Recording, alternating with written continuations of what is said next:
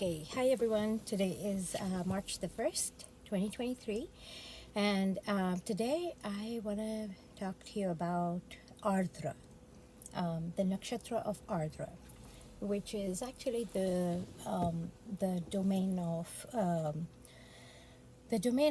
Rudra. But here's the thing. Well, and sure, you can say it's somewhere in Gemini or around 3 degrees Cancer of the tropical zodiac and all of that. But that is stuff that you can just look up on Wiki. So I won't go into that because actually the zone of the sky where Ardra is actually above Orion's belt. You know three stars, but then a fourth one that actually make the pyramids of Giza. So the zone in the sky is Orion, essentially, and Orion's shoulder, that's Betelgeuse, and Betelgeuse is the main star of the nakshatra of Ardra. But in that zone of the sky, you know, where you have the Orion with his what you call it, with his bow and arrow, and you have allegedly the head of somebody and all that sort of scene going on. That whole sector is bang opposite from the partner, actually, of Rudra. And Rudra, as I mentioned, is a deity of Ardra. So, and who is Rudra? Rudra is basically Shiva before he became Shiva, right? He's the word Rudra, the howler, the just think about the word Rudra. Think about the word rude. Think about the word ardent. And you understand Rudra and Ardra. But that's not all, okay? That's not to say like, gee, if... Because I know people tend to be very quick about saying, oh, you know, oh, so I'm like this or like that, or I'm not like this or not like that. And that's not what this gem is all about. And when I'm asking you to contemplate the word, contemplate where that word is coming from, right? Like the word rude. What does it actually mean? It's like, okay, so everybody speaks this way, but then you speak slightly different, more direct, in a way that other people who cannot handle the truth, they can't handle it, and so they'll say you're being rude. But you're also very passionate, very ardent, right? So you're so passionate that you don't give a shit to sugarcoat the truth, right? That's a very Rudra way of talking also. Though not to say that that's how all Rudras all people with main planets in Rudra say would speak. Not necessarily. But here's why it's sort of incomplete without describing to you what's going on the opposite side of it, which is on the other side is the scorpion's tail with the star of Shaula, I believe. Yeah, the scorpion's tail and the galactic center. And if I had my phone, which I do, but it's completely dead. You see, it's done. It's done. And I'm just waiting around for the Apple Store to open so I can go in and buy one. Because, yeah, my phone is finished. And I have my son's phone here for emergency calls, but he doesn't have stellarium. Otherwise, what I would rather do is show you. And so maybe I'll make a thumbnail or something with this video to show you the Orion and then the galactic center, because you really have to see the two together to grasp this. Even better yet, if you go off to a place where you can see this in nature and observe the expanse of the sky, especially sitting under the open sky, and you just see the galactic center coming down like that. It's just beautiful. Anyway, so, and why am I saying that? You have to study this nakshatra in conjunction with its opposition, with its opposing force of the galactic center and the tail of the scorpion. Because, number one, Rudra's consort, soulmate, spouse, whatever you want to call it, Rudrani, is over there on the other side. And then the other thing is, so Jeshta, who's the one of Shala, the tail of the scorpion, Jeshta is the elder star, and it's also red star, and the red stars are the ones that are aging the most, okay, in astronomy. But the blue colored ones are the younger stars, okay. And Betelgeuse, if you look up in the night sky, you can actually see Betelgeuse on a clear night. And it's actually, you can see it now. This time of the year is the time to check out Betelgeuse. It's beautiful, almost bright bluish color star, okay. So this one is light bluish, that one is reddish. And so in that sense, they are kind of also opposite. You have, like, one is the eldest one fading, and this blue one is, it's newer. Okay. But now let me tell you actually about the mythology about Rudra and Rudrani. There are some stories about how Rudra came about. Apparently, in the beginning, when Brahma created 4 or 14, I'm not sure. I wrote it down. I think 4. So Brahma Prajapati, right? He created these beings to procreate, right? Because progenitor, he wants to produce, but the initial ones, they were not of that sort. They wanted to to contemplate higher ideals, and that and so Brahma couldn't exactly fault them for that either, but it was really frustrating him. And so from his frustration, he built up so much tension that in his forehead, that out came this wailing, howling creature of Rudra. Now that's one story. There's another story that says that Rudra was created because when Brahma created his first daughter, and then was so enamored by his own creation that he wanted to chase her, and hence the whole gazelle story in the scene in the sky is somebody chasing a deer and the deer running off, and all of this mythology. So the other story is that the brothers called forth this being of Rudra to decapitate their father. And once that happened, once Rudra decapitated the 5th head of Brahma to sever, so he had five heads, right? The 4 directions plus upward. In severing his 5th head, Brahma sort of became incarnate here on earth, and was no longer his sight was disincarnate from the heavens, because metaphorically you can think about it as he was because he was doing something that was not okay to do. His connection with the divine was severed, if you want to think about it metaphorically that way.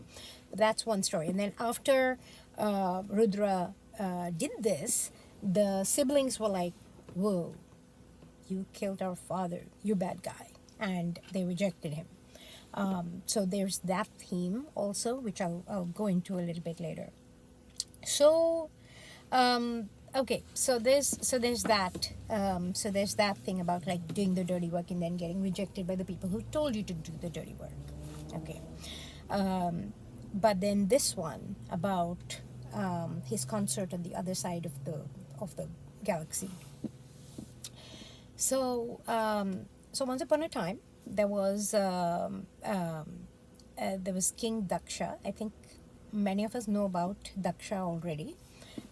But Daksha, there's a kind of chicken and egg thing with Daksha and Aditi. Aditi, the mother goddess. Some say that, or not some say, there's a thing about Aditi created Daksha. Daksha is the son of Aditi, but then some say Aditi is the daughter of Daksha. Here's how I think about it metaphorically, because I like to think about words, just plain old words and the meaning of those words, okay? Aditi. Aditi is undivisible. Indivisible, undivided. Undivided. What is undivided unity? And Daksha. What is Daksha? Focus, right? So, in a sense, it's like if you are undivided, then you have Daksha. And if you have Daksha, you are, by definition, undivided.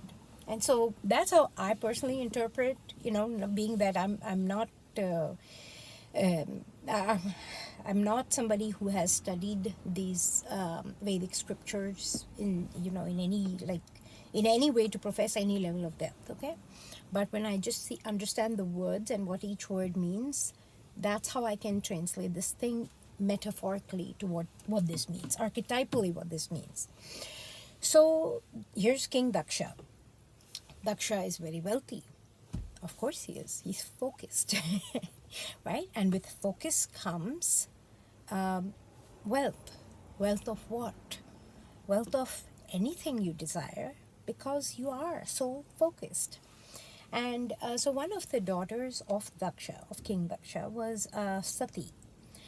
Now, Sati is also that practice that they began to, that kind of got bastardized and morphed into something where where the in-laws would harass the daughter-in-law, and if they would just burn the bride essentially. And there's a Rudra walking past me, and when the sun got covered by the cloud like that, I thought that was pretty Rudra also. You kind of got to notice these sort of like these archetypes walking all around you. It gets pretty fun. Your life will get very interesting if you begin to notice there's Rudra again, the cloud covering the sky, covering the sun a little bit, so that I'm not going like this. But anyway, so King Daksha's daughter Sati, yeah. So that whole thing got bastardized also about Sati. Oh yeah, with the whole like bride burning if you don't give dowry, and the other thing was if you become a widow and then they burn the widow because. But yeah, but that's not actually what Sati actually did, and I'm going to tell you the story. So, Sati actually, she loved Rudra. And Rudra was, he was this howling purple, semi-androgynous, some say, but I don't believe in that state. In the Rudra state he was, because you see it's like Rudra, Rudrani.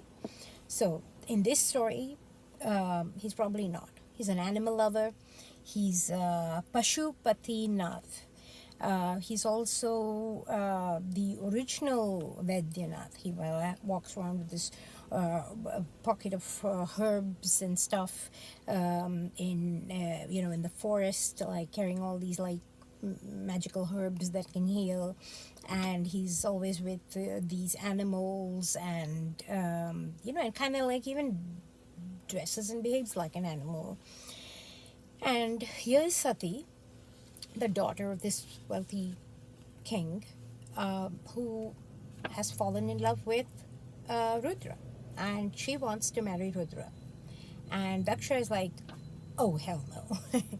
And, here's the thing, okay? Before you go about judging Daksha even, think about it this way. It's very easy for us to say, like, what? But he's Rudra. Yeah, we think that. Like, what? 3,000 years later?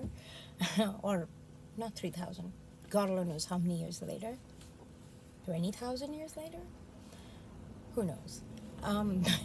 But think about it this way. Say you have some, I'm here in the Silicon Valley. Okay, so say you have some, you know, some tech CEO or CFO or whatever, and say his daughter, who's grown up, say in Palo Alto or Menlo Park or some nice area, and who goes to La Belle Spa and has a good fancy life, like a luxurious and comfortable, let's say, life, and takes it for granted that look, this is kind of how my life is. And she's gone off to, like, say, Wellesley or Harvard or any like good college, or Stanford. And now she falls in love with this guy who works for, say, a national park, maybe, or does dope or drugs, or what is the thing that's become legal now? Is it marijuana or cannabis or C C C B C what is that? There's some kind, not DMT, CBD, yes, CBD and whatever, and all sorts of random things. And he hangs out as a homeless person in the hills with a bunch of animals. And the father is going to be like, okay, is this, if this is a quick fling, that's fine, but really, I don't think so. Then would you judge Daksha? Probably not. But anyway, so Sati says, well, yeah, I want to, he's Rudra. And she understands that archetype. She understands that archetype that is misunderstood by the mainstream. So she marries him, and and they're both happily living in the jungle, living off of berries, doing whatever they do, dressing however they dress, and then her dad is having a party, and or not quite a party. It's more like a religious ritual that has to be done in certain steps, like yagna. And so he's having this great ceremony, and he invites everyone, but he doesn't invite Rudra, and Sati gets really upset. Now, given that she has been with Rudra all this time, she has learned certain practices and certain what they call sadhanas, which means really like they are practices with intention, almost like magic, like divine magic that you can do with your own body and your own self, right? So she has mastered these certain practices, which her father, of course, doesn't understand or maybe takes for granted.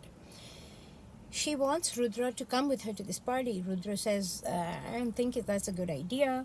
Turns out he's right. She goes anyways. She's upset that her father didn't invite her husband, and so she gets upset with her father. They argue, and she says, like, I hate the fact that I am even, like, the fact that I'm your child is a stain that I cannot shake off. And so I am going to self-combust. Now, again, okay, if you're a worldly person, you're kind of going to take that with a grain of salt. Self-combust, you're right. Try me, right? Daksha probably didn't say that, but I'm just guessing in my present day lingo.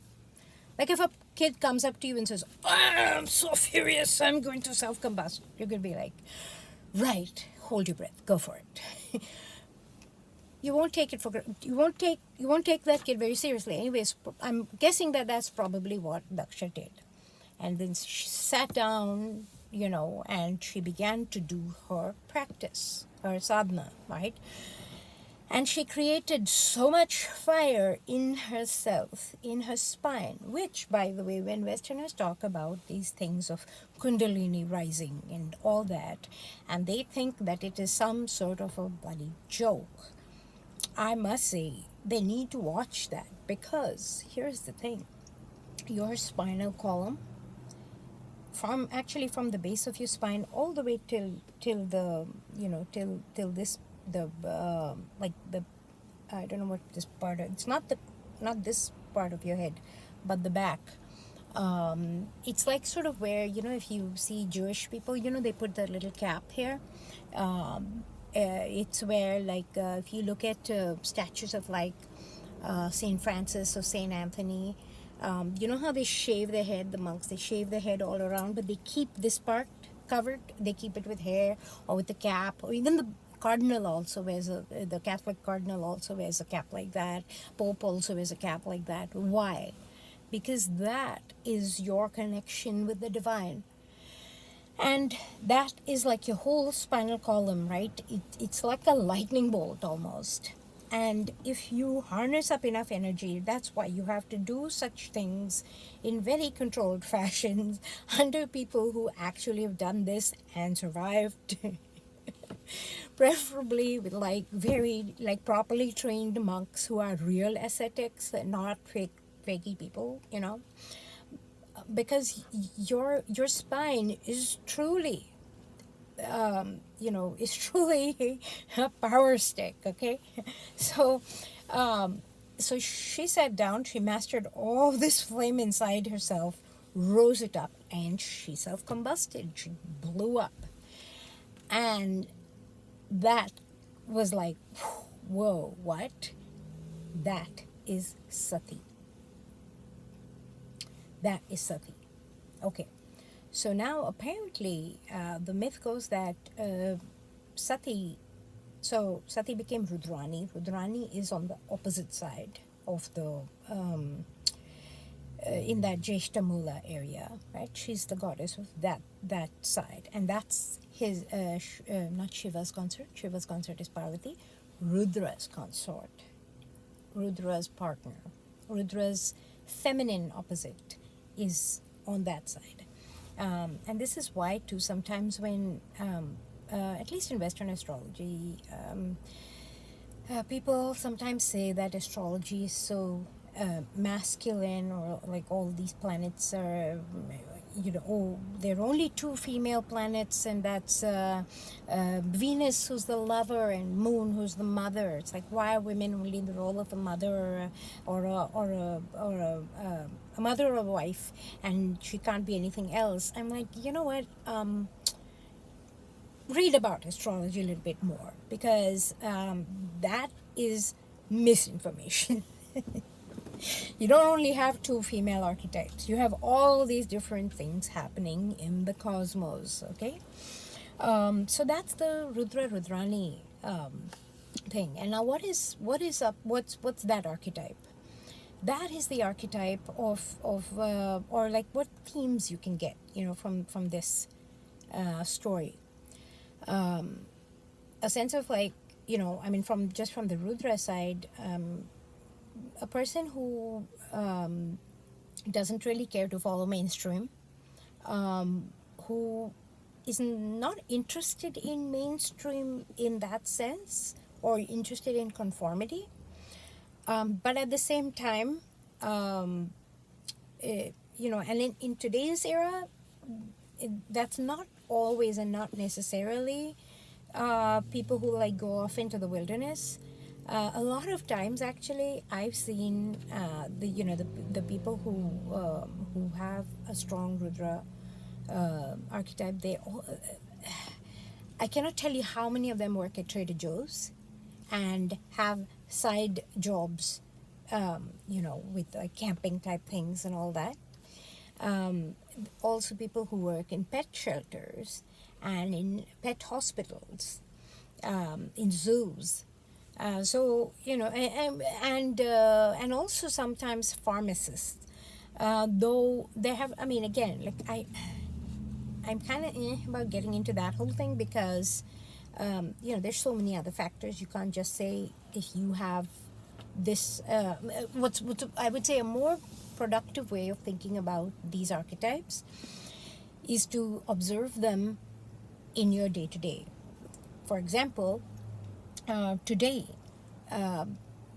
Ardra, today the moon is in Ardra, and which is kind of strange because of how bright and sunny it is. But it is going into Punarvasu, and Punarvasu is the return of the light. And yesterday it was like crazy storming and all that. But you should notice these sort of archetypes in your surrounding, like the man who walked by with the big backpack, who's probably carrying his whole life around with him. Any random things that may happen today that kind of embody this archetype. Okay. Oh, a big one. My phone blowing out like that. I have no phone, right? And these days, what your phone is your whole thing. Like you don't have your phone like phone is your wallet. My phone is my car key. My phone is like my phone is my everything, and it's like gone. Poof, self combusted. So look out for those kind of uh, those sort of omens that happen around you. Okay, the second story of the story that I mentioned in the beginning of the him decapitating his father and then being rejected by his siblings. Oftentimes, you will find the Rudra archetype playing out like in professions that professions where people work with you when they are having a really horrible hard time, but then after that they don't work with you, or after that very seldom. Okay, so if any of you are divorced or been divorced or know people who are divorced, do you know any divorced person who becomes friends with their divorce attorney afterwards? Probably not. Why? Because it's that person that will be with you 24/7 when you're in the shit, right? Afterwards, you don't go hang with them. And also it's not like it's not the personality of a divorce attorney, of like a criminal lawyer, or like the lawyers who represent like hardcore criminals, not I'm not talking about like the like the civil kind of cases. I'm talking like real hardcore attorneys. They also are the type who they don't like want to sit around hanging out with you afterwards, right? After they've defended you or whatever, or prosecuted you for that matter. But uh, I would say defense is more this one. Prosecutor might be more yama. but but in any case, so the folks who do that kind of profession where after the fact you don't want to interact much with them, nor they with you, and that's totally fine. Sometimes it's that sort of thing, and all those kind of roles. In the tech world, people who are like your problem solvers, people who deploy your system. Okay, they'll deploy your system, and then after that, you're like, okay, you deployed it. I would rather not have anything go wrong with my system, so I would rather not hang with you, right?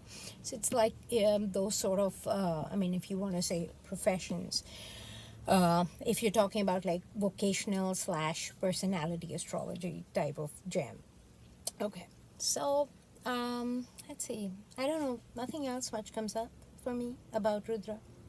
Oh yeah, one movie, maybe two movies. Black Adam, the movie Black Adam.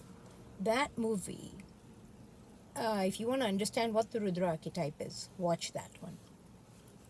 Another one is what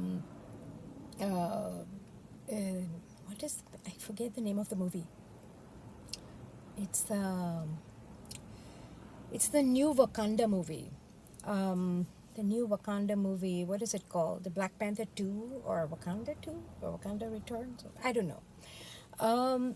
I am not completely sure whether I would say that the archetype of this guy who's like he's kind of like dormant for a while, and then he comes up, and he's like a hellraiser. He swallowed poison, because that's the other thing, right? Well, though Shiva swallowed the poison, not quite Rudra, but Rudra is purple in color also. But anyways, I'm not completely 100% whether this movie called or whatever the second Black Panther Wakanda movie. I don't know whether the guy in that movie, uh, and I'm not talking about Black Panther himself. I'm talking about this character, and I'm sorry, there's going to be spoilers here. So Black Panther died, right? The main actor. So I think he also died in the movie, just to keep it consistent. His younger sister is a very Rohini archetype, okay? His younger sister. But then the Rohini archetype, she falls in love with this guy. I think she falls in love with him. I'm not sure if she does or doesn't. But she also fights him. But there's also some sort of romance also between them both. So I don't know. But again, that's a very Rudra Rudrani thing happening there between them both. So the Rohini archetype, the Black Panther's youngest sister, who's like also an inventor, she creates this cool thing. There's this like jungle sea creature, who like rises up and then and he swallowed poison wherever he lived. He's like kind of half contaminated, but he's alive. Anyways, I don't know whether that guy is the Rudra Shiva archetype, or whether he is the Uttar Bhadrapada, the Budhinya, serpent of the deep archetype. Could be either those, or could be Nagas. I'm not entirely sure. Naga, Budhinya, or Rudra Ardra. Though that triangle, okay? But you should check out that movie. And if you have any observations about what that character represents, what archetype he is, let me know. I would love to know your take on it. I will probably go and rewatch that movie when it's done being in movie theaters. But but that's about all I had. And if you have any questions, feel free to leave them in the comments. My phone is dead, so I'm only using this as a recording device, and I will record it, whenever I'm home and I leave my device to upload. When I'm driving around, of course, I don't have internet and so I don't have my access to my YouTube account either. So I will see comments and respond to comments after some time. I know a lot of you have been leaving comments on my other Shatabisha video, which, by the way, I still need to make part 3 out of 3 of that video, because that day I got interrupted, and then that was it. And then there were massive storms happening and all that. But I will record part 3 of 3. I may actually do that right now itself, who knows. But in any case, thank you for listening, and take care. Bye.